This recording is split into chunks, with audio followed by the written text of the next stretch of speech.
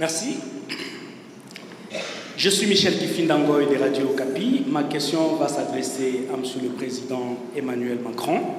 Monsieur le Président, la mémoire congolaise retient d'une façon fraîche que la France a joué un rôle pertinent dans le génocide rwandais et surtout dans l'entrée des FDLR en RDC avec l'opération turquoise. Vous vous rappelez, il y a eu un couloir humanitaire. On a fait entrer des militaires avec armes et munitions malgré l'opposition de l'autorité congolaise. Aujourd'hui, la RDC a déjà enregistré plus de 10 millions de morts. On est victime de notre solidarité. Comment la France compte-t-elle résoudre personnellement, puisque vous étiez là et c'est vous qui avez fait entrer ces militaires, cette problématique de la sécurité dans l'Est, et comment comptez-vous réparer le préjudice causé à la population congolaise? Ça, c'est le premier aspect de ma question. Le deuxième aspect de ma question, Monsieur le Président, puisque tous les rapports des experts des Nations Unies, Amnesty International et autres, attestent la thèse d'une agression rwandaise sous couvert du M23, nous constatons que la France n'est pas assez chaude à condamner le Rwanda, à demander des sanctions, puisque vous siégez au Conseil de sécurité des Nations Unies, mais vous le faites avec agressivité contre la Russie. Pourquoi cette léthargie du côté congolais? Vous sentez-vous plus coupable de la mort de 800 000 Rwandais plutôt que de 10 millions de Congolais? Qui plus est, vous avez même donné 20 millions de dollars au Rwanda, pays agresseur à la RDC. La RDC peut-elle toujours continuer à considérer la France comme un pays ami? Merci, Monsieur le Président.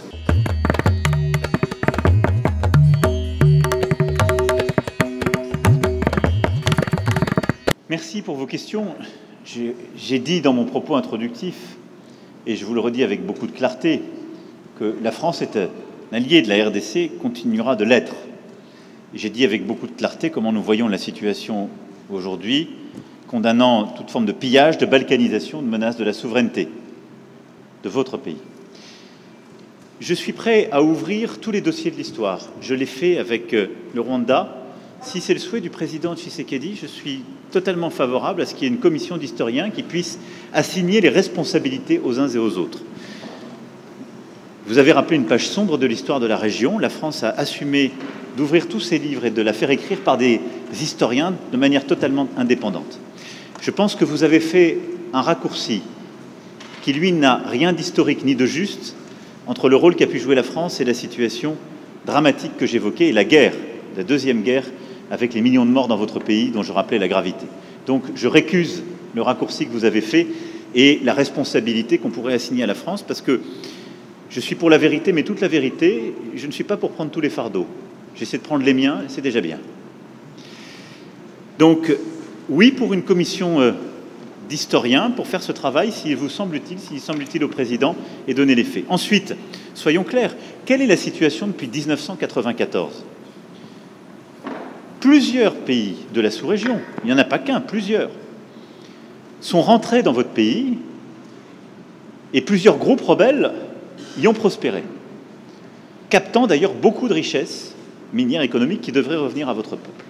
Et depuis 1994, et ce n'est pas la faute de la France, pardon de le dire dans des termes aussi crus, vous n'avez pas été capable de restaurer la souveraineté, ni militaire, ni sécuritaire, ni administrative de votre pays. C'est aussi une réalité. Il ne faut pas chercher des coupables à l'extérieur de cette affaire.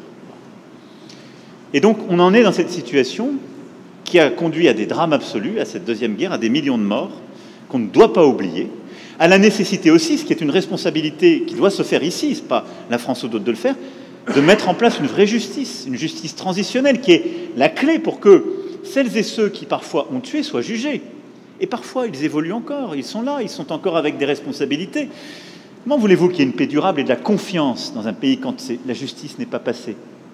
Ne demandez pas, n'accusez pas la France pour quelque chose qui dépend de vous, là. C'est une réalité aussi. Mais très clairement, sur cette situation, depuis 30 ans, a pris un tour inacceptable. Donc voilà, oui pour faire la vérité sur l'histoire, non pour prendre tous les fardeaux, Et si on est clair, soyons clairs jusqu'au bout et assignons toutes les responsabilités, y compris les responsabilités congolaises, y compris les responsabilités de la sous-région. Bâtissez une armée solide, construisez la sécurité et le retour de l'État partout sur le territoire, faites passer la justice transitionnelle pour que vous n'ayez pas des coupables et des criminels de guerre encore en responsabilité ou sur le terrain. Soyez intraitables avec tous les voisins de la région quand ils viennent vous piller et nous serons à vos côtés. Bienvenue dans cette nouvelle vidéo de NHTV. Moi, c'est Novi 3G, votre humble serviteur. Je souhaite la bienvenue à tous nos nouveaux abonnés. Merci pour vos commentaires, merci pour vos partages et merci pour vos likes. On est ensemble, c'est NHTV. Aujourd'hui, nous nous intéressons à cette conférence.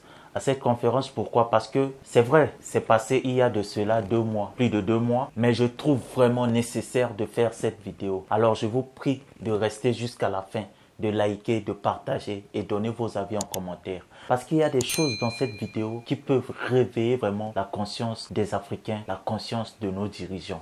Alors, nous venons là de suivre Monsieur le Président de la République française, Emmanuel Macron, qui intervient après la question d'un journaliste congolais. Je trouve vrai ce que M. Macron dit. Je trouve vrai dans quel sens? Parce que nous les Africains, nous devons prendre notre responsabilité. Surtout nos dirigeants. Quand on voit nos dirigeants, la majorité des dirigeants africains n'aiment pas le peuple africain. Vous allez me dire pourquoi ils n'aiment pas le peuple africain. Je vais vous dire pourquoi. Le peuple, c'est celui qui donne la voix. Le peuple, c'est celui qui élit ses représentants, ses dirigeants. Mais on a l'impression que ces dirigeants ne nous aiment pas. Ils ne nous aiment pas. Pourquoi? Parce qu'à la fin de leur mandat, à chaque fois on constate que ces présidents ont échoué. Pourquoi ils ont échoué? Parce qu'ils n'ont pas pu garantir la sécurité du peuple, de garantir notre santé, notre alimentation, de garantir la justice. Ils n'ont pas pensé au bien-être du peuple. Après tout, ils vont dire que non, on a pris ce pays dans une condition très difficile. C'était difficile d'instaurer la paix, c'était difficile avec la guerre. On a passé tout notre temps à faire ceci, à faire cela pour ramener la paix. Mais rien. Ils passent leur temps à combattre la guerre. Ils combattent la guerre sans combattre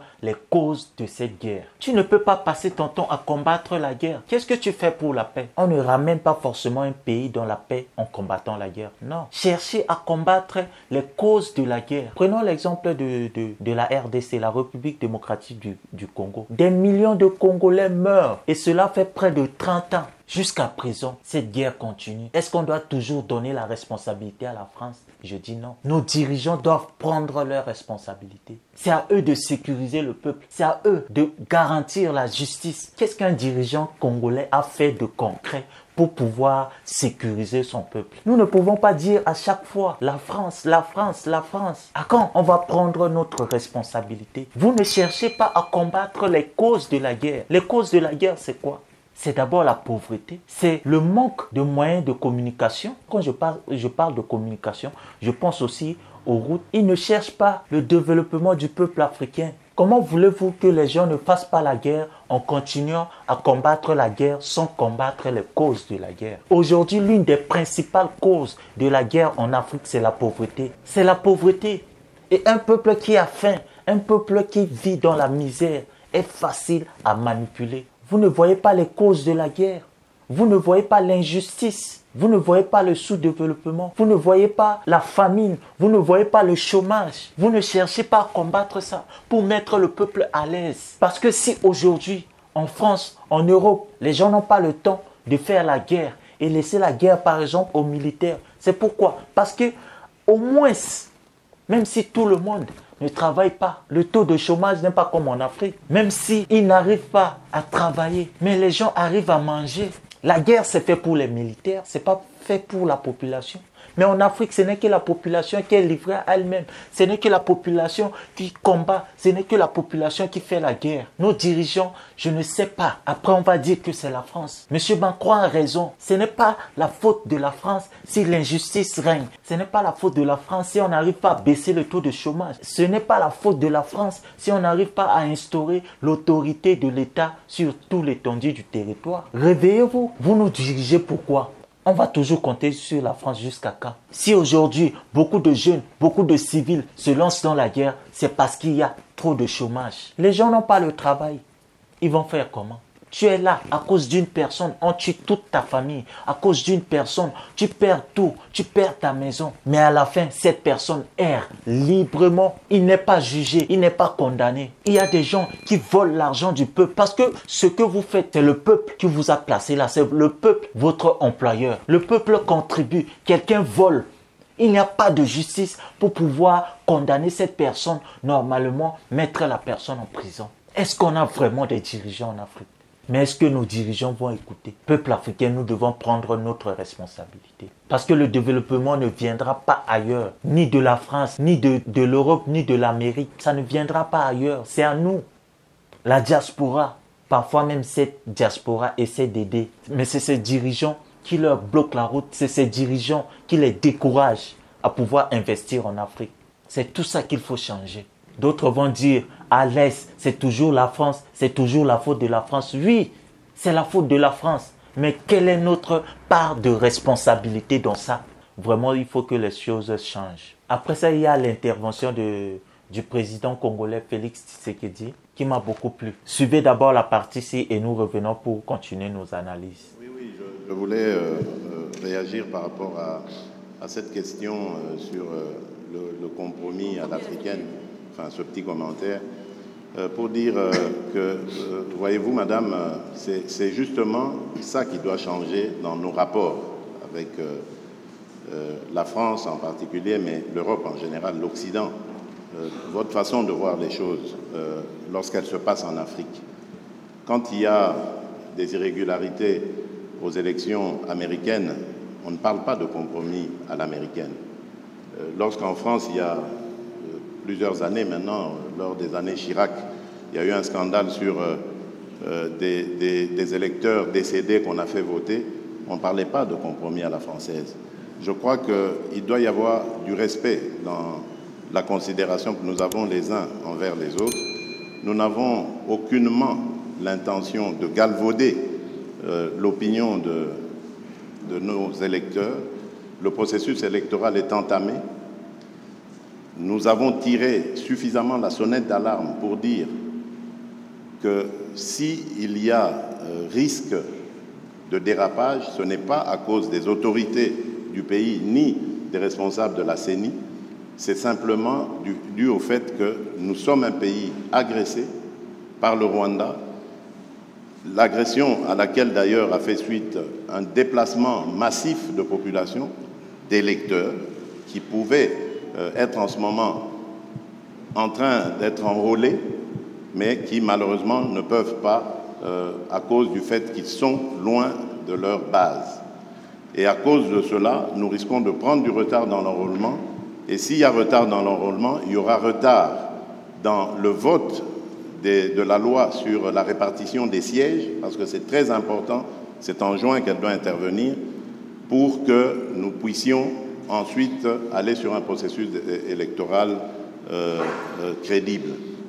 Sans cela, jusqu'à ce stade, je ne sais pas comment nous allons nous y prendre. Est-ce qu'il faut stopper le processus d'enrôlement des électeurs en attendant que la paix revienne, avec le risque que cela impacte sur le respect du calendrier, ou faut-il continuer le processus en ne prenant pas en compte les populations nombreuses de déplacés de guerre?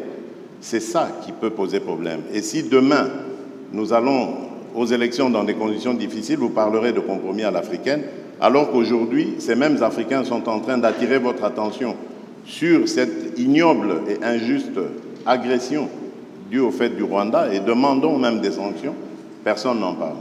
Voilà ce que je voulais apporter comme précision pour dire, ça aussi, ça doit changer dans la manière de coopérer avec la France et l'Europe. Regardez-nous autrement, en nous respectant, en nous considérant comme de vrais partenaires, et non pas toujours avec un regard paternaliste, avec l'idée de toujours savoir ce qu'il faut pour nous, et non pas pour...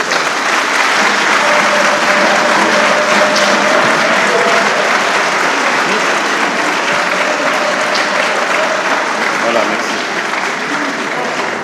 Vous savez, c'est ce genre de prise de parole, c'est ce genre de prise de position, c'est ce genre de rappel à l'ordre qu'on attend de nos dirigeants. Nos dirigeants doivent se faire respecter. La France, les Européens, Les Américains, eux aussi, ils ont leurs problèmes. Ils ont des problèmes dans leur pays. Ils ne peuvent pas abandonner leur pays pour venir développer l'Afrique. C'est à nous de développer l'Afrique. Et nos dirigeants doivent prendre leurs responsabilités et savoir que la France, c'est un partenaire et non un partenaire pour l'Afrique. Rappelons à ces gens que nous aussi, on est des hommes. Nous aussi, on réfléchit. Nous aussi, on a notre prise de position. Nous aussi, on sait ce qu'il faut pour nous. Ce n'est pas toujours à eux de penser ce qui est bien pour nous. On doit se faire respecter. En commençant par nos dirigeants. Arrêtez de faire la courbette. Arrêtez de toujours courir derrière la France. Non. À quoi servent nos richesses? À quoi servent nos richesses? À quoi servent les impôts que vous prélevez au peuple? À quoi sert la douane? Nous allons toujours nous rabaisser en demandant l'aide, Non, unissons-nous. L'Union africaine, vraiment, je ne sais même pas quel est véritablement son rôle. Je ne peux pas comprendre comment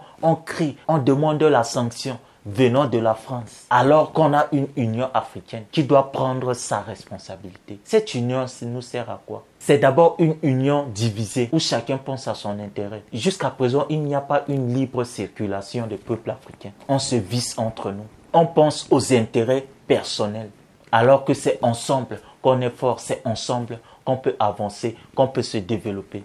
Vraiment, ne cherchez pas toujours à combattre la guerre. Cherchez à combattre les causes de la guerre et cherchez plutôt à ramener la paix. C'est mon message à travers cette vidéo. Merci de partager. Merci de rester jusqu'à la fin. C'est NHTV. Rendez-vous à la prochaine vidéo. Likez, partagez, commentez. On est ensemble.